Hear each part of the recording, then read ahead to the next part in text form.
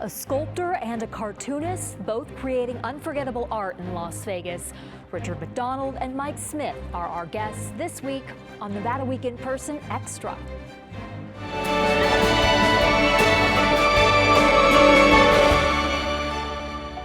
Support for Nevada Week in Person is provided by Senator William H. Hernstat. Welcome to Nevada Week in Person Extra. I'm Amber Renee Dixon, a self-described equal opportunity offender. Mike Smith is an award-winning, nationally syndicated editorial cartoonist for the Las Vegas Sun. We're going to revisit an interview we did with him in 2022. But first, we meet world-renowned sculptor Richard MacDonald. For the 1996 Olympics, he sculpted a 26-foot-tall bronze monument of a gymnast. And for the 100th anniversary of the U.S. Open golf tournament, he created a 15-foot-tall monument showcasing a complete golf swing. We spoke to Richard at his studio right here in Las Vegas. We are here at your Las Vegas studio. You are from Pasadena, California originally. You have a studio in Monterey, have had studios in London. What led you to Las Vegas? Charity. How so? Lincoln Mercury asked me to do a national tour with Cirque du Soleil, and I turned them down. I love Cirque, but I didn't want my work in a tent. So then Lincoln Mercury spent a lot of money and built an entire platform for the work that could travel around the United States.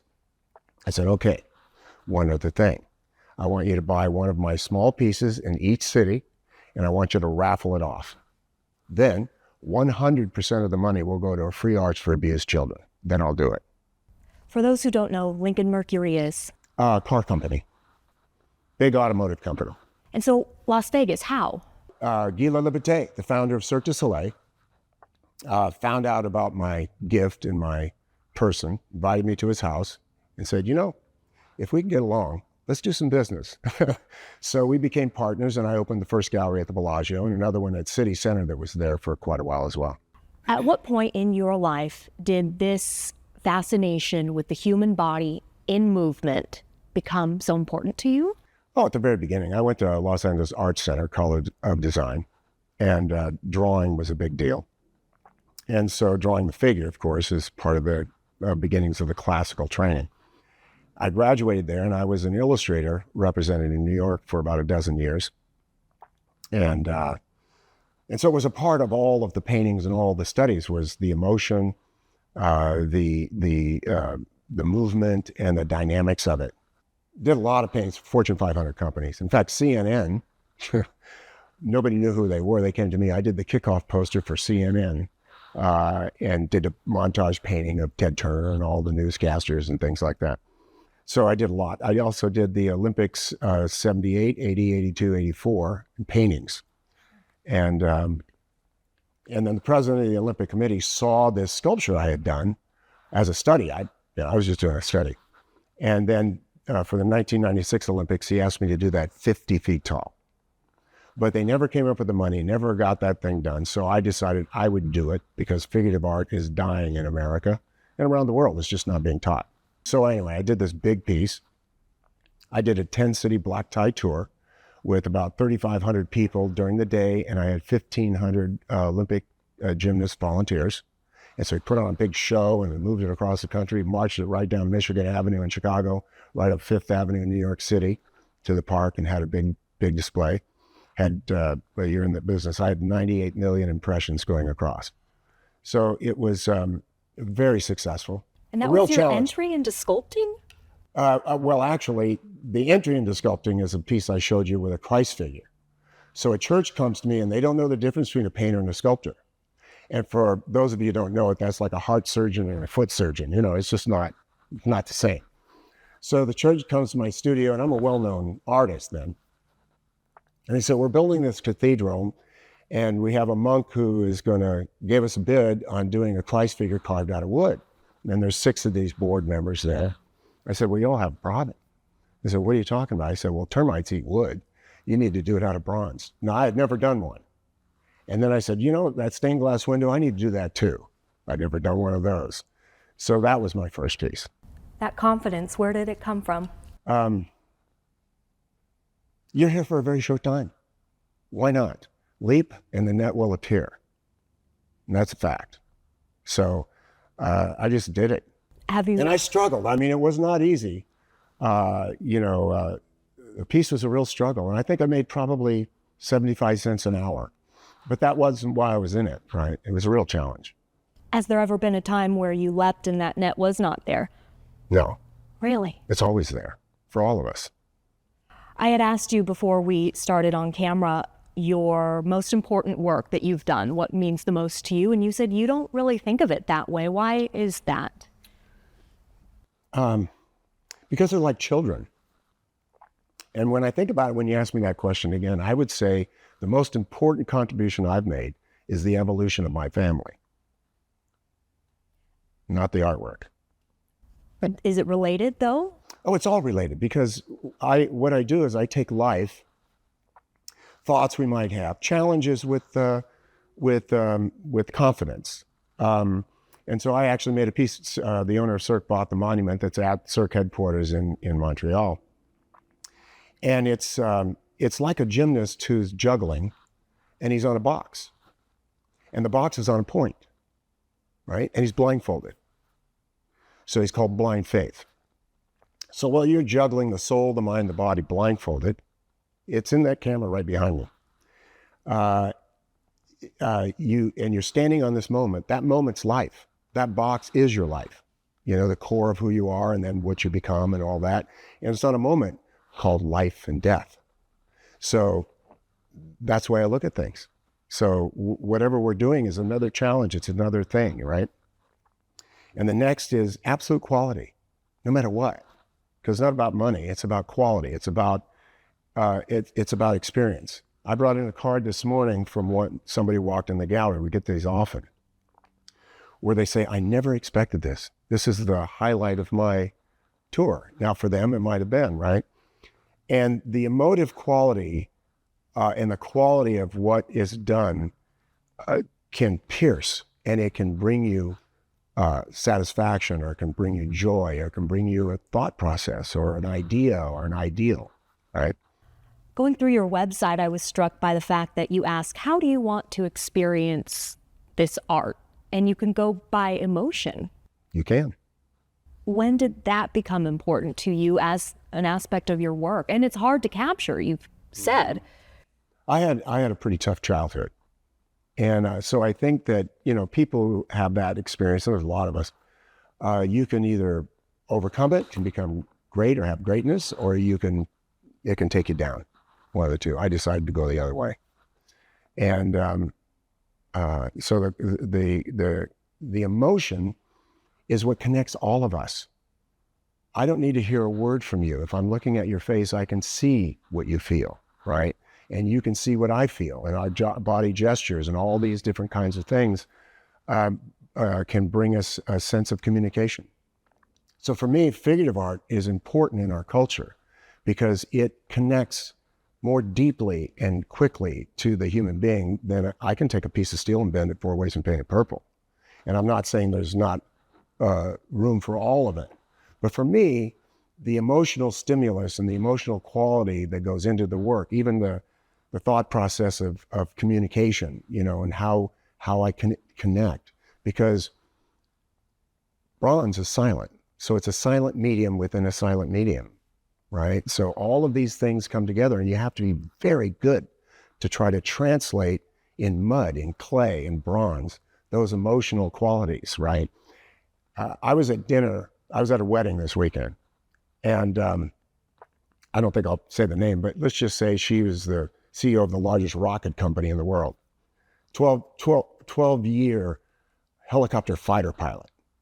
And she bought one of my big pieces and she threw a lunch, and that powerful woman just lost it, just started bawling, and just so involved in the emotional process and what it brought to her life. I love that.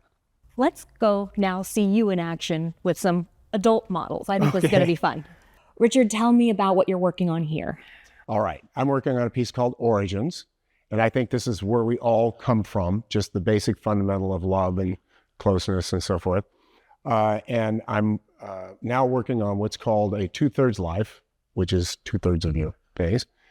And because I like it. And so I want to see what it's going to look like, what the energy is, and how I can project that energy because my goal is to take it 16 feet, to have each race in a plaza.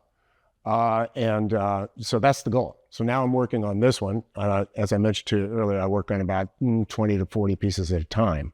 So nothing is driven because I have to drive it for money, for whatever it is. They know that. I'll just quit and I'll just, okay, let's take some time out and let's come back at it.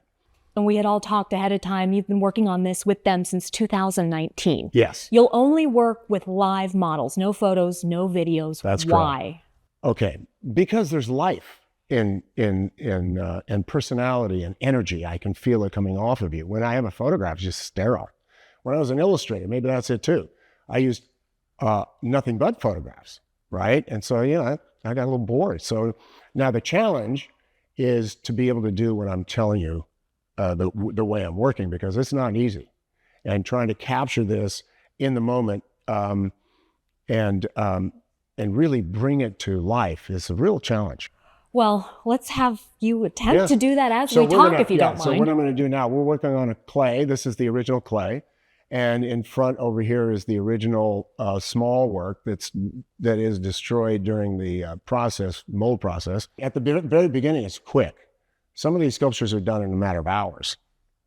This one's taken a lot of time because it's soft. It's got this unique quality to it that just keeps driving me further and further into it. And it wasn't my choice. It just sort of happens. You have to go with it, right? So I'm going with it.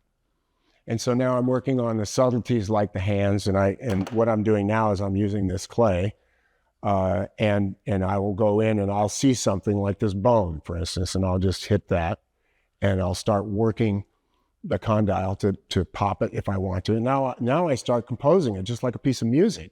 So you can have it soft, you can have it hard, the edges are hard or they're soft. So you can see I'm starting to blend them down here. And then as they go up, they just come to the full glory, see? And so why do you need the models here if you can work on it? Okay, because they bring a life to it, you see? Like I can generalize about this, I could do it out of my head, and it would be pretty good. But I feel that the life, and look at her personality. I mean, she's got this energy, right? And so does he. So when I have that in front of me, that energy is inside this. It's not the exterior that we're talking about. There's a subtlety on the interior that you don't even see that's bringing you to enjoy the art or to feel the emotion or to get involved in the connection. So you enjoy it more is part of it. Absolutely. Well, do we enjoy it? Oh, we have a great time. Well, we have a great time. How many hours do you think you both have put into this? My checkbook will show you. No. Over 100 hours. Oh, at least, yeah. 300 hours. Oh, yeah. And this is work you do in addition to being cirque performers? Yes. Wow. Yeah. Could you do that anywhere else than in Las Vegas? Yes. Well, no. Well, Las Vegas is very special to me. And I didn't get to comment on that. Las Vegas is becoming. It's constantly becoming. When I got here or when they came here, there was far fewer people. I mean, now we have 2.4 million close to it, right? And so the growth has been exponential. Then we have the teams. Then we're going to have a museum, right? So for me, the way I look at it is I'm a contributor or part of the culture that you need to bring to a city. All cities have that culture. So Las Vegas is a growing city. It's becoming, and I'm fascinated by it, and I love it. Richard MacDonald, you are a treasure to Las Vegas. Thank you for joining I'm so happy to be here. Nevada Week in person. Thank you, Amber. I really appreciate it. From sculpting to editorial cartoons now, Mike Smith's work has animated the pages of the Los Angeles Times, Newsweek, and USA Today, and at the Las Vegas Sun is where his drawings have poked fun and held the powerful accountable since 1983. He shared the process behind his art on Nevada Week in Person in 2022. You are a graduate of Loyola Marymount University, a Jesuit Catholic university in LA. And in an interview with that university's magazine, it was revealed that from some sketches in your mother's garage when you were a child, even back then you were opinionated. What were you drawing as a child that revealed that quality about you? That's a really good question. Going back and looking at some of those sketches that I did as a child, I was even surprised by the fact that they had a point of view. And although I wasn't obviously paying much attention to the news at that time as a child, there was still something going on in the back of my mind that made me want to say something in the art that I was doing. Do you remember an example by chance? I remember that a lot of those drawings had to do with cars and trains, which was probably pretty standard for that age group. Yeah. But in terms of politics, no. I think it was a little too early at that point for anything about politics. And you were drawing cars, which perhaps led to your interest in NASCAR, which I hope we're Right. going to get to talk about. But Absolutely. that Jesuit upbringing, how did that impact your development into this career? Well, I went to a Jesuit all-boys high school and then on to Loyola, which was a Jesuit university. And the Jesuits were always challenging you to think for yourself and to take the road less traveled and to try to make a difference in the world as best you can. And those were all things that kind of stuck with me as a student. And that philosophy, I think, meshed perfectly with drawing editorial cartoons and trying to make commentary about things in the news, injustices in the world, and other things that need to that readers need to pay attention to. You were telling me off camera, each day you come up with about 3 sketches. Yeah. And by what time are you running those by your editors to see if anything clicks? I usually start early, 7:30 in the morning, and maybe a little bit of television to get started, but then it's mainly reading. And reading, obviously The Sun, New York Times, Washington Post, Politico, anything that can help me understand what's going on in the world in that day. And then it's just a matter of brainstorming, or I actually call it brain mapping, where you have a blank piece of paper and you maybe write a subject topic in the center of the piece of paper. And then from that, brainstorm other words and phrases that come into your mind that are related to that topic that you've chosen. And eventually the ideas come. So, I may even have 5 ideas a day, but that doesn't mean that all 5 of them are good. So I usually try to boil it down to 3 ideas that I can show the editors in the Sun newsroom and get some feedback from as to which cartoon I should draw for the next day's paper. And what are you looking for from them? What do you not want them to be doing when they're looking I don't want them to look confused. I don't want them to be scratching their head. I mean, if they do that, then I know that's an idea that belongs in the trash and I need to move on. I just want a reaction. I want them to like it, to raise eyebrows, a chuckle, any kind of response that shows that the idea works. Just because I have an idea that works for me doesn't necessarily mean that it's going to work for everybody else. So I need to have a little bit of feedback from the editors in the newsroom as to what ideas work. And they're very good at that. I'm very fortunate that my editors give me good feedback every day. It's not always humor that the cartoons invoke. You were quoted by 8 News Now saying that when the Challenger exploded in 1986 and the 9/11 terrorist attacks came in 2001, it was time to capture the moment, that you don't always enjoy drawing about those subjects, but that they're important things that need to be addressed. Why do they need to be addressed? Well, they need to be addressed because they're news stories of tremendous impact and importance to the world and the community. But stories that are tragic are the most difficult cartoons to draw because you have to be extremely conscious of the sensitivity of the story. And that means that your ideas have to be extremely clear and concise so that there might not be any confusion or any kind of misrepresentation or misunderstanding that somebody could take from your idea. So they're very difficult to do, but you have to do them.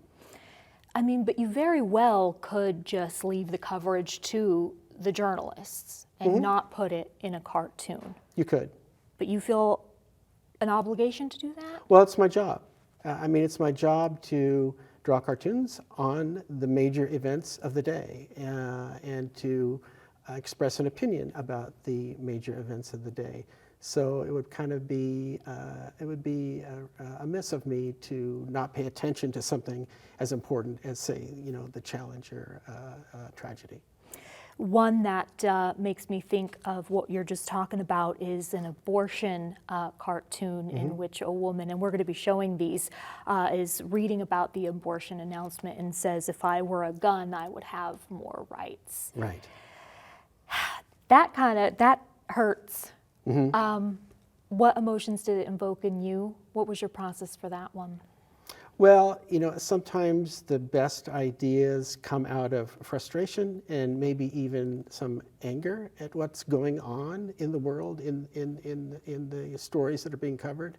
And I think that was a subject matter that I felt very motivated about and actually struggled that day a lot to come up with ideas. And if I remember correctly, there was something that I read somewhere that related what was going on with abortion to what's going on with guns in this country, and that was kind of the spark that made that idea happen. What kind of reaction did you get to that, if any? I don't think I got any reaction to that, actually. What reaction has changed. I mean, when I first started in this business, people would write letters and they would challenge you on the point that you had made in your art.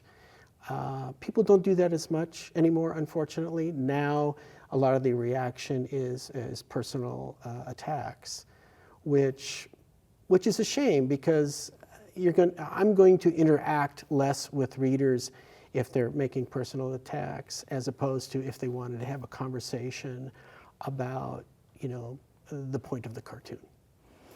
You've drawn many presidents over your tenure. Who has been the most favorite? Who's been the most difficult to draw? I think that Bill Clinton was the easiest president to draw and probably the most fun to draw. And I think Barack Obama was probably the hardest president to draw. What about him was so difficult? He didn't have any, usually in drawing a caricature of someone, you take certain outstanding features and exaggerate them in order to make the person recognizable. And Barack Obama didn't have a lot of features that were really outstanding, whereas Bill Clinton, you could probably at the time just concentrate on his jowls and the hair, and you'd pretty much have his caricature completed. Ronald Reagan was also a great one to draw because you could pretty much just concentrate on that hair. As long as you got that hair down, it would always look like Ronald Reagan. Speaking of hair, how difficult was drawing former President Donald Trump's hair? It was difficult because that hair always seemed to be changing. And I think if you look at my cartoons over the 4 years that Trump was president, you'll see that the hair in the cartoons changed quite a bit. But that's natural. I mean, with any caricature, if you look at the beginning of an administration, the caricature that you draw in the beginning and the caricature that you're drawing 4 years later is much different. It evolves. Has it been difficult? Well, you've talked about him as a gold mine of content during his presidency.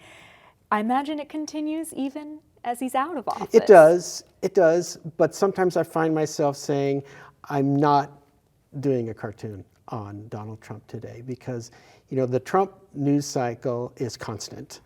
And in previous administrations, you could pick a headline, a major headline from the day, and concentrate on that and come up with your ideas and complete a cartoon on that. During the Trump administration, things could change hour to hour. And you might have an idea that you're going to go with, and then the news changes, and I would find myself starting the day all over just so I would be timely.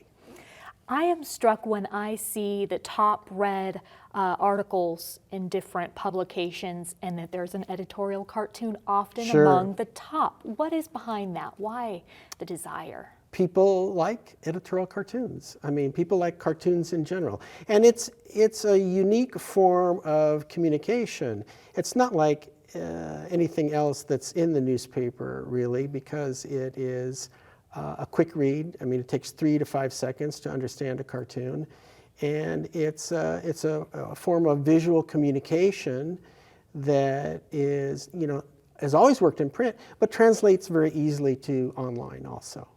Tell me about what you do with NASCAR and why you've continued to do so. I've always been a NASCAR fan and kind of a car nut. And years ago, I started doing, which was basically an editorial cartoon on NASCAR called Stock Cartoons. Well, eventually, the publication opportunities for that dried up as changes have happened in print journalism. So I changed it into a comic strip about a character named Gearhead Gertie, who's an elderly woman who's obsessed with NASCAR. So that's its current form. Well, you don't identify with her in any way, do you? No, well, other than the enjoyment of NASCAR, not really, no. All right, and you're also covering NASCAR, though. You're writing, correct? Or have in the past? I have in the past, but not very much. That was just kind of sporadic here and there. All right. One more question I think that we have time to fit in.